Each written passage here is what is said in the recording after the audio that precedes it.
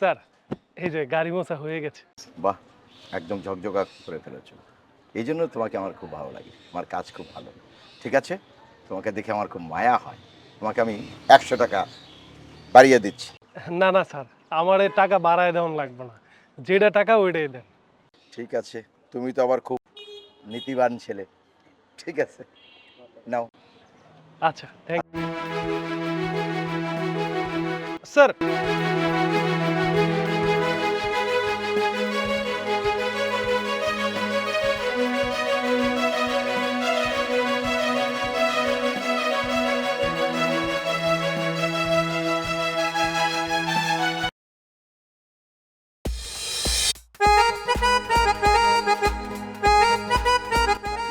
এই ছেলে,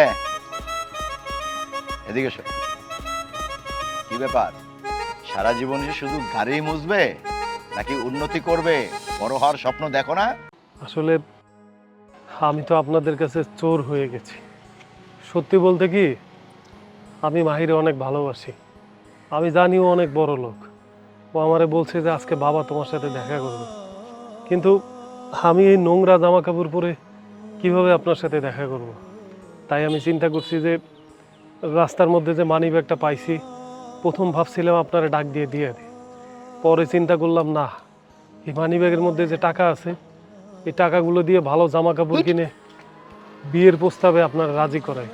তারপরে ওই মানি ব্যাগের মধ্যে যে ঠিকানা আছে, ভোটার আইডি, ওইটা দেখে এক সময় টাকাটা শোধ করে দেব। বিশ্বাস করেন, আমি এই গাড়ি মোছামুছি সারাদিন করব না, আমি টাকা জমাইতেছি, আমি একটা ভালো ব্যবসা করব। বাবা, মেঘ সত্যি বলছে। মেঘ আমাকে অনেক ভালোবাসে। ও ছেলে হিসেবে খুবই ভালো, সৎ সরল। দেখো না কিভাবে সব কথা তোমার কাছে বলে দিল। মানুষটা খুব ভালো। একদম ঠিক তাই। শোনো, আমি কিন্তু মানুষের উপরের পোশাক দেখে মানুষকে বিচার করি না। আমি মানুষের ভিতরের মানুষটাকে দেখি। তোমার ভিতরে যেই মানুষটা আছে সে সৎ। আমি তোমার ভিতরে সততা খুঁজে পেয়েছি।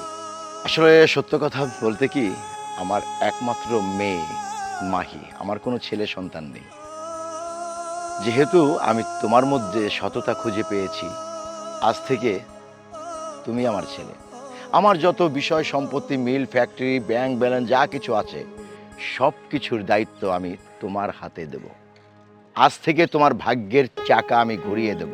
কি বলতেছেন? আমার তো বিশ্বাস হইতেছে না। আরে হ্যাঁ, যা বলছি সত্যি বলছি। তোমার ভাগ্যের চাকা ইনশাল্লাহ আমি ঘুরিয়ে দেব। তুমি এসো আমার সাথে।